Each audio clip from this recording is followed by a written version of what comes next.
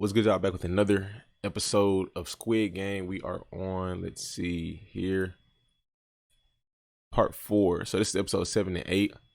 We're gonna just jump into it. I can't really think. My mind going everywhere right now. It's been a long day, so I can't think of what happened in the last episode. But normally they recap it, so let's jump into it. I do remember they were playing a marble game, and a lot of the main characters died.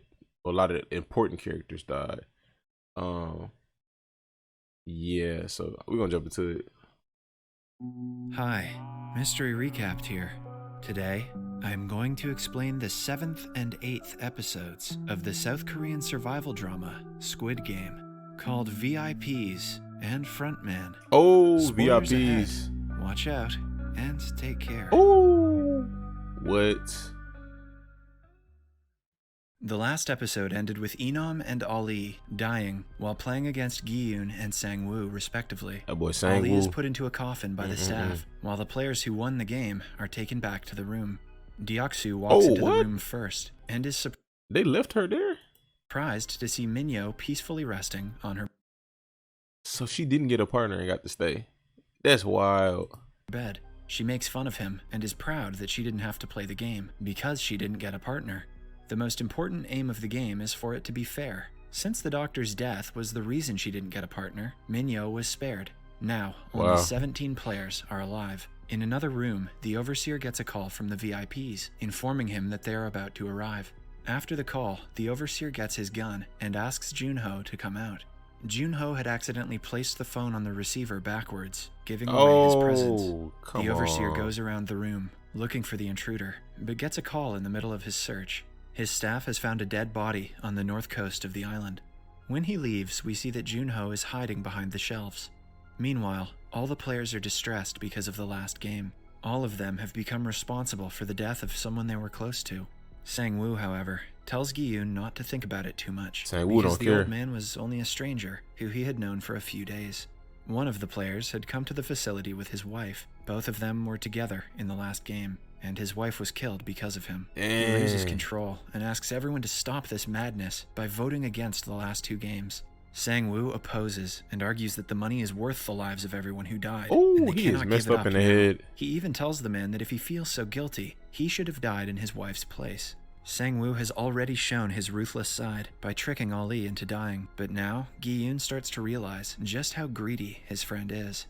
Elsewhere, the Overseer goes to see the body of the person Junho had thrown into the sea when he first came to the island. I figured. They find Junho's ID in the man's pocket and assume that he is the police officer, but the Overseer's demeanor changes when he sees the ID. Just then, he gets a call saying that the VIPs have arrived. The Overseer quickly goes to meet his boss. He gonna have everybody take their mask off. The organizer of the games. He takes off his golden bedazzled animal mask and asks the Overseer to receive the VIPs because he doesn't want to be the one to welcome them.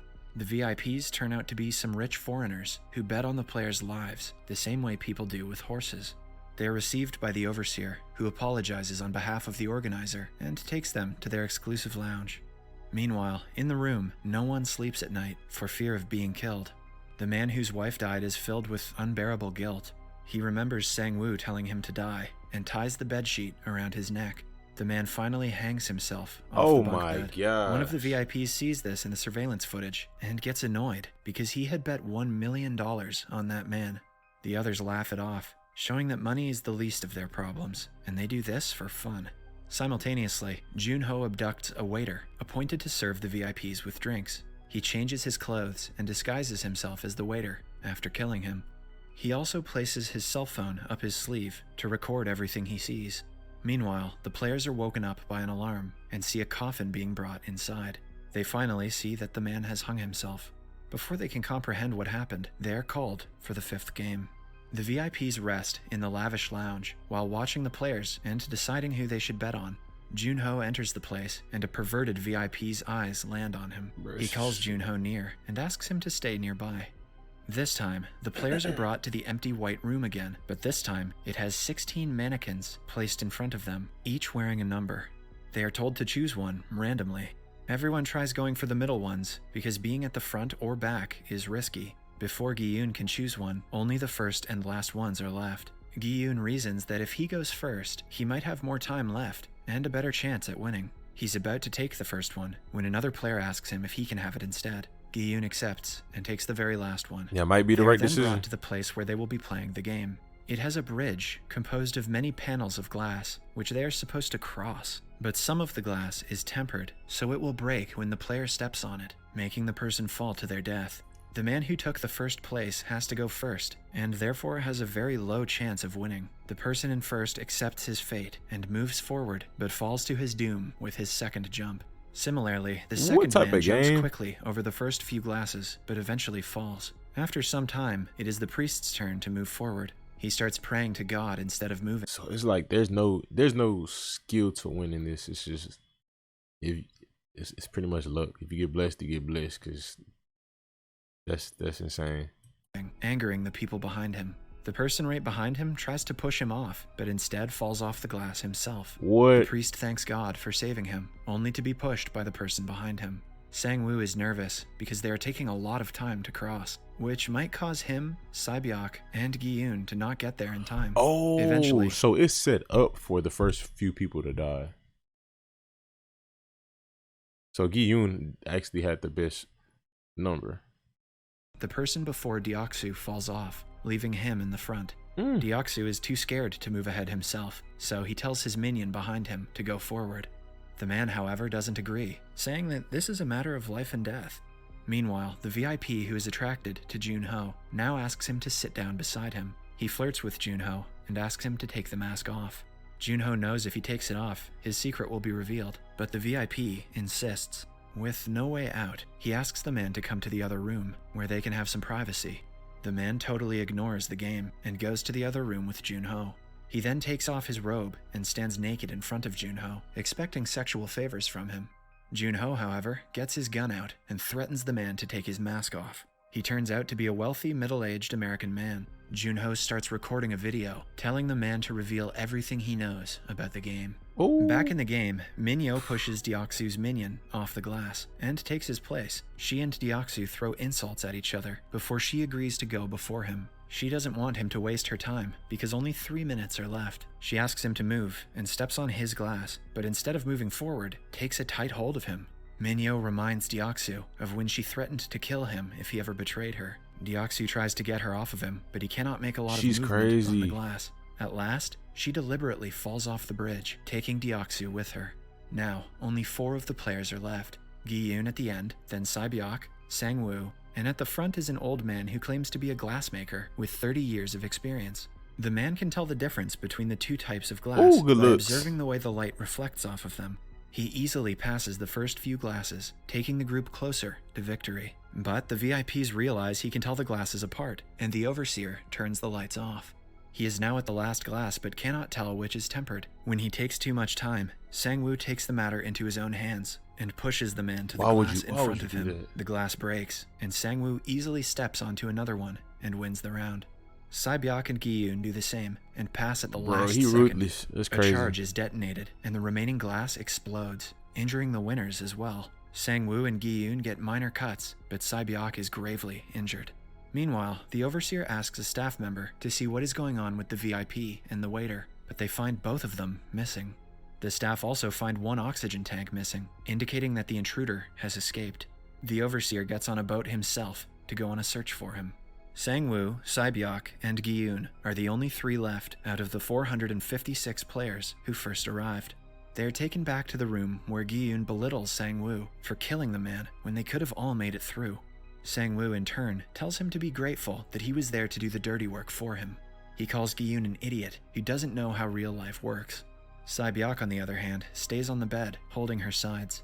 As the 2 fight, the staff come into the room and congratulate them for getting through the 5 rounds and finally making Sae-byeok it to finna the be out of 6th. there. They hand the players 1 box each PlayStation. and invite them somewhere special. Sae-byeok goes to the washroom and takes her clothes off to reveal a shard of Oh glass my protruding gosh. from her abdomen. She painfully takes it out and bandages the wound with her shirt. The box given by the staff has fancy clothes inside, which the players are supposed to wear. The players are then brought to a triangular dining table and given a lavish feast. The guys devour it completely, but Sae-byeok barely even touches the food because of her injury. After they are done, The staff take their utensils away, but leave them with a knife. Meanwhile, Junho is on the run from the Overseer and ends up on another side of the island. His phone finally gets reception, and he sends his superior the pictures he had taken in the facility. But before he can run away, the staff and the Overseer catch up to him. Now, he lies in between the staff and a cliff and has no way out of the situation. You gotta jump. The Overseer asks him to drop his gun, but Junho stays put. The Overseer doesn't back off either. Instead, he moves towards the policeman, which makes Junho shoot him in his shoulder. At that moment, the Overseer finally takes his mask off. Looking at his face, Junho freezes in shock. The Overseer is Junho's brother, In-ho, the man Junho has been looking for all this time. In-ho points his gun at his little brother and reluctantly shoots him. Junho falls into the sea and dies. Back in the facility, the trio comes back to the room and each stays in their respective corner, as far away from each other as possible. Gi-yoon approaches Sae-byeok and asks her if she is okay. Sae-byeok points her knife at him at first, but puts it away when he says he isn't there to hurt her. Gi-yoon asks her to work together with him in the following round because he doesn't trust Sang-woo anymore. Sae-byeok, She gonna end up dying anyway, so asks him what he will do if he wins the money. Gi-yoon says he will pay off his debts, treat his mother, and be a good father to his daughter. Sae-byeok tells him about her own brother. The two make a promise to take care of one another's families if they win the money. Then, Gi-yoon sees Sang-woo falling asleep on his bed. He moves towards him with his knife, but Sae-byeok stops him, saying that they should not be reduced to his level. Just then, Gi-yoon notices Sae-byeok's injury. She is bleeding profusely through her shirt. Gosh. Gi-yoon freaks out and starts yelling at the staff to come in and save her. As he bangs on the door, some staff come in, but they have a coffin with them.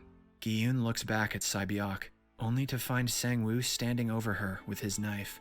He had stabbed her to death, while Gi-yoon was begging the staff to save her. Gi-yoon loses control and shakes Sae-byeok's limp body, trying to wake her. He attacks Sang-woo in a fit of rage, but is stopped by the guard. Eventually, they take Sae-byeok's body away and burn it in the furnace. This man, the two final Sang-woo. contestants of the game are Gi-yoon and Sang-woo. Subscribe for more videos like this. My God. Turn on notifications and leave a like. This dude. Oh man. I don't got too much to say. I'm gonna move to the next episode. That's crazy.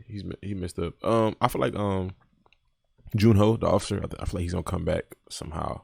I don't think he died. I feel like he's gonna pop back up.